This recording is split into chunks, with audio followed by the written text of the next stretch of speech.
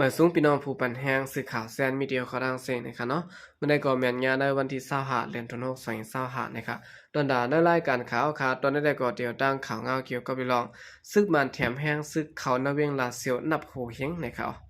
เมื่อในวันที่21เดือนธันวาคม2025ในซึกมันยึดเมืองต่อเอาแห้งกวนซึกจำโหเฮงก็และแห้งเครื่องกองกลางลงหลายแสนเข้ากว่าเอาตีตั้งไว้ขึ้นนาเวียงลาเซียวจึงได้ปลดห้องนะคะเมื่อวันที่20นั้นสายกาซึกมันลูกตั้งนอกเข้ามาในเวียงเต็มอยู่หมอก50ลำค่ะปรังก้นซึกเต็มกาค่ะหมอก1เห็นก็ในเขาก่อนซึ่งมันไปต่อเอาก้นซึกแลเครื่องจะตื้อในปังตึกเข้ามาในเวียงในซึกมันตั้งซึกเก่ากลางเลยอุบโองบงี้กันไว้อ่อนตั้งไหนกวนมนปืนติเวียงลาเสียวลาดนี่นังไหนวันนั้นเขายามกลางเจ้าไหลหันภูมิจันในซึกเก่ากลางตั้งซึกมันกว่าครบทบอุบโอกันตีหวานโหปึกนั่นอยู่เผื่อว่ายามหัวคำมาไหลหันสายกาซึกมันเข้ามาในเวียงเย้าขนาแล้วเขางบงี้กันและย่อเฮแลจังปิดปันเส้นตั้งให้เข้ามาไหลซึ่งนั้นก้วยค่ะเลยหัวว่าซึ่งมันเจอเข้ามาแทงในเวียงลาเสียในเปลี่ยนภายตับมาต่อส่งภายกับสืบติดต่อซึ่งในก้วยมกาไหลหันก้นซึกเขาใส่เสื้อโคอันป้ามิกไม้ตับกาแต่งซึ่งในวันในเขาเวียงลาเซียวในเดมีอยู่12ปอกและ75เสขนนับกวนเมืองอยู่เซาน่าจะเวียงลาเซียวในมีอยู่หมอก300,000ก็ไปไว้หลังซึกเก่ากลางถอยออกปันซึกมันในเวียงตา12ปอกยาวนั้นซึ่งมันมีส่วนไหลเข้ามากุมกำไว้ตา12ปอกเว้นอกเลย75จอมสาเวียงลาเซียวได้ก็เปลี่ยนซึกเก่ากลางกุมกำไว้ทั้งหมดนะคะเอาคันได้ก็เป็นเงาลายตีเวียงลาเซียวนะครับเนาะภายทางของซึกมันย้อนแถมแห้งซึกมือแทงตั้งฝ่ายซึกเก่ากลางเขาก็และผู้จ้อมกันอยู่นะครับ14แนวข่าวขึ้นมาถ่อมด้วยข่าวเงาเกี่ยวกับเลยลองซึกเก่ากลางนะครับเด็กย้อนก้นซึกมาในทุ่งน้ำปองหากเขาหับท่ามการซึกในเขาเดนเลินเกียนมาในซึกเก่ากลาง MNDAA เจือนปักตับกุมกำอยู่ในทุ่งน้ำปองนอกเวง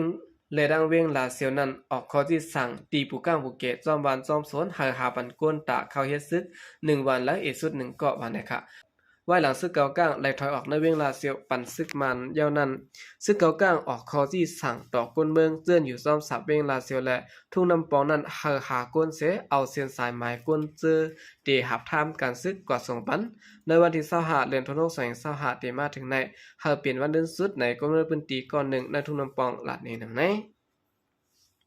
ตามตัวเกมจีเวียงหมาย2ภายอุปเปิงซึกเก่ากลางลงเก็บ1วันในตีไรปัน1ก็ค่ะป้อมหาปันไรก้นจอมหนังเขาคาไลนั้นเขาเดมาสอกยอบเอาเนอวันห้างกล้วยในเขาก้นวันเนอวันเจเขาได้หาก้นตากว่าเฮ็ดซึกปันเขาในเลยจางกว่า60เสียนในค่ะปนมาเมื่อวันที่17เดือนธันวาคม2025ในซึกเก่ากลาง MNT ตั้งซึกได้ SPP และอุปโอกันตีวันตันดุนชิมทุ่งน้ำปองนั้นสิแลเปลี่ยนปอก2เสทั้ง2ฝ่ายและงบงี้กันเลยใส่คอตกลงกันไว้ว่าอย่าให้ฝ่ายซึกเก่ากลาง MNT ย้อนกวนเก็บซึกกวนเมืองเจื้อนอยู่นาทีอัน SPP กุมกำกว่าเข้าหับท่ามการซึกว่าไหนค่ะ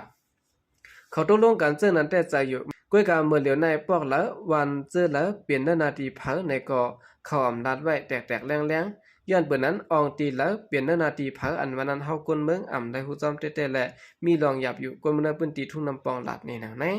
หรือว่าซึกเก่ากลางออกคอสั่งย้อนกวนมนุษย์ปืนตีวันกองหุงเมืองไปหน้านาง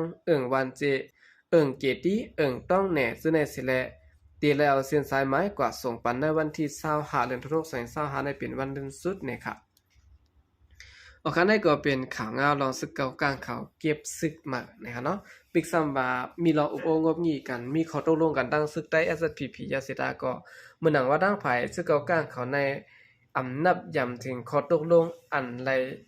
ใจกันตั้งซึกใต้สิแลมีลองตกลงกันไว้นั่นแหละค่ะเนาะ14แนวข่าวขึ้นมาถ่อมด้วยข่าวเงาเกี่ยวกับเรื่องลองลูกอ่อนยิง16ขบซอกยาเมากำตายตีเมืองปั่นนะครับอาศัก16ในไรว่าตึกเรียกนะนะครับเนาะบ่เมืองไทยได้ก็ตึกเรียกอยู่นะครับเพราะว่าอาศักอำไปถึง20อำไปถึง19ในตาได้เข้าล้านเราในเปิ้นปั่นข่าวค่ะนะคือกับเมืองเฮาในย้อนเปิ้นมีปากมีเปิงเสียแลสอนให้มีเงินก้อยปั่นข่าวหมดนะครับเนาะด่วนยิ่งอายุ16ขบกวนหวานลอยน้อยเวียงเมืองปั่นจรันล่างคือจึงได้ปอดจันตายย้อนเปิดซอกยาเมากำกวนมนุษย์ปืนตีตกเสอเพยาเมากำมีสำโตนะครับใน ในวันที่21เดือนธันวาคม2025เขายามกลางค่ำด่วนยิงอายุไปเต็ม18ขบก่อนหนึ่งซอกยาตายพ้องกว่าตีห้านมวนเสื้อกินเจาะ KTV อันมีตีวันลอยน้อยกวนมื้อปืนติลาดว่ามันนางตายย้อนเปื่อยยาเมากำยามึนลืมอำนั้นแฮปปี้วอเตอร์กินน้ำด้นป่นเหลือว่าไหนค่ะกวนจานะปืนติลาดก่อได้ด้านสื่อข่าวพุทธฮอเขาว่าลูกอ่อนเจอในตั้งใจก็ได้เสียเขาเฮแลโจกันกว่าเละ KTV นั่นขนาดเพราะว่ากว่าที่นั้นกินเจเลียนเจขาลูแฮปปี้วอเตอร์เจอในเพราะว่ากินน้ำก็ถึงตายค่ะมันกินน้ำเปลี่ยนซอกยาเย้าเอามาห้องยาค่ะตีห้องยาอ่ำฮับแลจังเอาเมื่อเฮือนั่นขนาดว่าไหนล้วนยิ่งอันรู้ตายก่อนนั้นซื้อห้องว่านางเฮียวเงินอายุ16ปีอ่ำมีปอยาวนะคะตึกเฮียนดีกว่าอยู่ที่ห้องเฮียนจันสูงระเวียงเมืองปั่นได้คู่จอมหนังไหนนะคะอ๋อว่ายิ่งคนเมืองปั่นรัดกว่าได้ด้านสื่อข่าวไปฮอกว่าด่วนยิ่งเมื่อเฮาขาในคอยเปิ้นกินเหลืองนุ่งเหลืองเคยมีเงินนั่นขนาดจังว่าโจ้กันกว่า KTV ซ้ำได้เงินง่ายคารุตีนั้นได้ยินว่ากินน้ำแฮปปี้วอเตอร์กินยาเมากำจอมปอเลี้ยงไหน1ก้องได้ไหลเงิน100,000จะไหนคารุก่อนในรู้กินกอกเหลียวก้อยก็บ่มีเพยาวคารุอันไหนได้ยินว่ากินเปลี่ยนหลายกอกซึ่งในคาลงจังว่าถึงตีซอกตายนั้นดีเสียหลายค่ะตึกเรียกตึกสาวอยู่ก็เปิ้นได้แลลูกพอลานพาเฮาด้วยถึงดีๆค่ะพยายามเมากำในมันจำตัวเฮาขนาดว่าไหนยาเมากำแฮปปี้วอเตอร์ในเปลี่ยนพ้องเปลี่ยนเมียวอันกินดังค็อกเทลนะครับเนาะอำนั้นเหล้าซื่อในนะครับเพราะว่ากินยาวเฮ็ดให้กวนอำเหือมอ่อนอำเคยรับเคยนอนก้อยกะว่าป้อกินยาวตักแต่ไหลต้งตื่นจอกๆเวียนๆอยู่ตาเสเลือดสั่งเตเจ้าป้อกินยาวเสแลอยู่นิ่มๆซ้ำกวนในเตกัดลังเนื้อหนังจับเอ็นเข่งเสแลเลือดเตตุงสังสว่ากินน้ำป่นได้ซึ่งหือก็ตื่นอำดอดตายกวนฮู้ลองแฮปปี้วอเตอร์ก่อน1ลาดในหนังในผืนลีกผืนลายได้แต่ไม่ว่ายาเมากำเคแฮปปี้วอเตอร์ในตีแต่มันเป็นยาซ้ำปันตัวสัตว์ค่ะเฮ็ดให้มิงเหมือนลืมโตโจข้าวค่ะเมื่อพองผ่าตัดยาในเพราะว่ากินโคมดังเหล่าจึงเตตุ้มเตอป้ายสายออกอ๋อโหตีเมาแห้งหากลืมโตถึงดูซุ่มสายใจก็มีนะคะไว้หลังซึ่งมันยึดอำนาจซึ่งเมืองมาตีเวียงเมืองปั่นในนะคะเนาะหันมนเจาะ KTV และยามเมากำเตือนนำมาเฮ็ดให้พ่อแม่ไม่เจอตอนตาเมื่อน่ะลูกล่างเผยมันวันไหนค่ะกวนจันทบุญตีลัดกว่าได้สื่อข่าวพุทธฮอค่ะว่าเมื่อวันตั้งที่เมืองปันใน KTV ก็มีค่ะ Happy Water อันว่าก็อ่ำยามมีค่ะยามยินอย่าผินเพิกยามมาจังได๋ก้อยว่าสิวันเมืองอ่ำดีมาในลูกอ่อนก็เขาจำตัวกูลองค่ะกูเขาฮอดตาผิดหน้าว่าไหน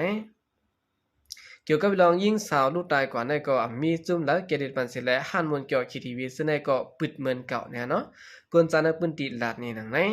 เมื่อหนังในวันที่17เดือนธันวาคม2023นั้นก็ย้อนเปิดเจ้าสู่ซ้ำยาเมากำนำและยิงสาวอายุ19หมู่เจลูกตายก็หนึ่งเหมือนกันนะครับได้เลยว่ากวนลูกตายย้อนยาเมากำในนำเตะนะฮะเนาะในเมืองผมตุ้มเฮาคาก็อ่อนยี่อ่อนใจเขาหาพังสติกันนะครับ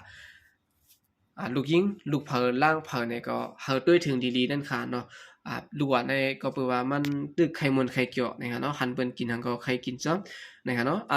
30-50ในเลยว่าตึกก็เรียกอยู่นะครับตอนนี้ปล่อยกว่าลีในอย่าไปปล่อยกว่าลีละนะครับเนาะ